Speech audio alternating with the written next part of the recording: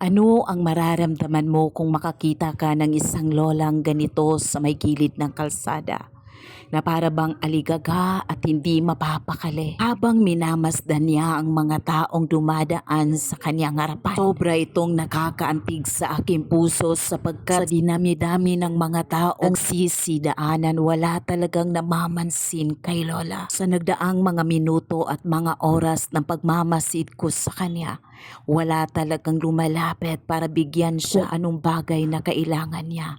Kung kaya't parang aligagang aligaga at hindi mapakali si Lola. Sobra itong hindi mapakali, kung ano-ano na lang ang kanyang naiisip, tatayo, uupo. Parang hindi alam ni Lola ang kanyang gagawin, kaya tinutupi-tupi na lang niya ang kanyang mga damit. Pero bakas talaga sa mukha ni Lola ang mga bagay na kailangan ng kanyang utak at puso. Kung makikita nyo si Lola laging nakatingin dito sa may prutasan, tinitingnan niya ang mga paninda sa may gilid hanggang sa nakapunta siya dito sa may pagkainan at paulit-ulit niya pa rin itong tinitingnan, subalit halatang halata na wala talaga siyang pera. Hanggang may nakikita si Lola na isang taong dumaan at sinabi niya, pahingi ng pagkain sir, pero hindi pa rin siya binigyan. Nakatitig pa rin si Lola sa may pagkainan, nagbabaka sakali na sana siya ay mapagbigyan. Habang patuloy kong pinagmamasdan si Lola ay tinitingnan niya talaga kung saang direksyon ba talaga siya pupunta. Tinitingnan niya rin isa-isa ang mga tao, subalit wala talagang namamansin sa kanya. Sobrang napakabait at napakabuti ng puso ni Lola sapagkat bumabalik siya sa lugar na kung saan nagsistay siya. Inaayos-ayos niya ang mga damit nila. Makita ko si Lola na siya ay papaalis na. Doon na ako naglalakas loob na lapitan si Lola. Hindi na talaga ako nagdadalawang isip. Sapat na yung mga bagay na nakikita ko na kailangan niya talaga tayo. Hindi man ako ganun kayaman tulad ng iniisip ng ibang tao, pero salamat sa Diyos sapagkat may puso ako na mapagmasid sa buhay ng iba. Sobra akong nasasaktan kapag nakikita ko ng ibang tao ay walang pakialam sa mga taong katulad ni Lola. Sobra itong nakakaantig ng aking puso. Habang minamasdan ko ang ibang tao na nilalapitan ni Lola, hindi pa rin ako nawawala ng pag-asa na sa bandang huli ay magiging masaya siya. Alam ko na ang Diyos ay nakakita sa puso ni Lola at naniniwala ako na hindi niya iiwanan at pababayaan si Lola. Kasi mula sa mga araw na ito, simula pa lang ito ng mga panalangin niya.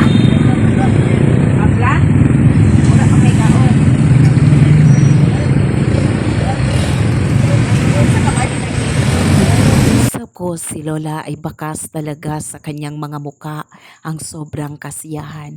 Natutuwa si Lola kasi daw may kumakausap sa kanya. At kanina pa daw siya nakaupo sa may gilid ng kalsada.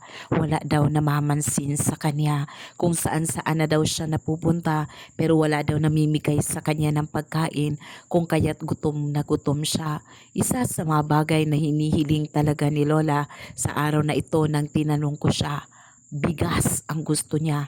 Hindi alam ni Lola na ang daladala kong bigas ay para pala ito sa kanya. Buong akala ni Lola ay napadaan lang ako sa lugar na yun. Hindi niya alam na tumigil talaga ako sa lugar na yon para sa kanya. Hindi niya alam na ang hapon na ito ay para talaga sa kanya. Merong blessing na dumating kay Lola. Napakasimple, napakaliit na panalangin, pero mula yan sa aking puso. Biyaya na mula sa Panginoon. Totoo nga ang sabi nila, hindi nasusukat sa laki ng mga blessing na yung binigay ang makapagbibigay saya sa isang tao. Nasusukat ito sa panahon na binigay mo sa kanila, sa mga panahon na kinausap mo sila, sa mga panahon na kinumusta mo sila, mga panahon na gustong-gusto nila ng may makakausap pero wala silang makausap. Parang hindi sila belong to the society. Sobrang napakalungkot at sobrang napakasakit nun para sa kanila. Nung makita ko si Lola, hindi na talaga siya tumigil sa pagsasalita. Nagsishare siya tungkol sa kanyang buhay. Ito yung mga bagay na natutunan ko para sa mga matatanda. Sila yung mga tao na ang dami-daming mga experiences or napagdaanan sa buhay na pwede nating mapagpupulutan ng aral. Palang asawa. Ah, O hindi ka nag-aasawa? Hala, ang ganda-ganda mo, Lola. Tapos hindi ka nag-asawa, la? Brown na brown yung mata mo, Lola. Maganda ka. Sobrang ganda ni Lola, guys. Pero hindi daw siya nag-aasawa noon. Kaya wala siyang mga anak. Oh. Taga-Amlan ka, la? Amlan na, la?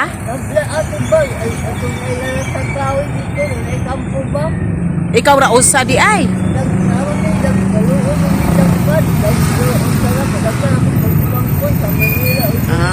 Pero may bahay ka pala doon, la. Maganda sana kung makita ko yung bahay mo, la.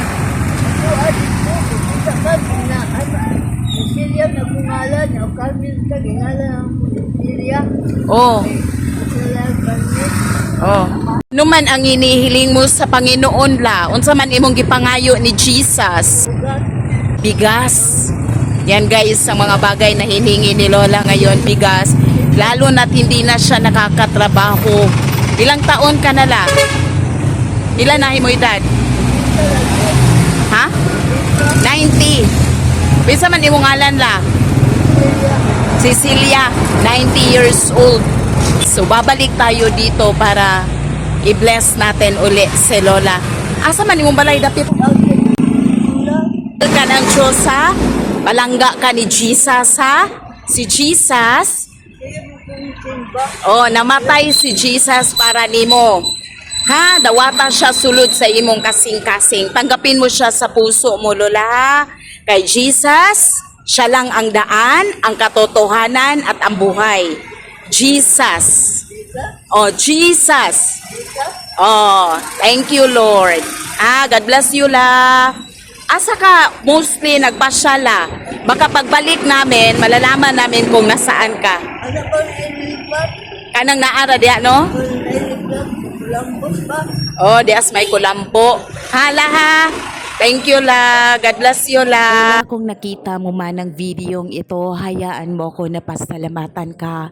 Hayaan mo ko na ipagdasal ka pa sa Panginoon na magkakaroon ka pa ng mahabang buhay.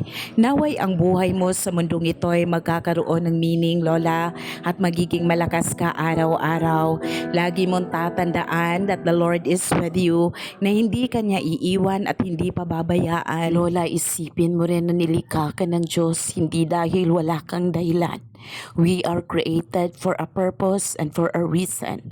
Kaya sobra-sobra ako nagpapasalamat kasi isa ka sa nabubuhay sa mundong ito na nagbibigay ng kulay sa bawat tao, lalo na sa mga taong nakapanood ng video na ito. Ang buhay mo ay nagiging instrumento para sa iba at nagtuturo na kayong mga matatanda dapat mahalin, igalang, irespeto at bigyan ng totoong pansin. To God be all the glory. May the Lord God Almighty blesses you, Lola, both now and forever.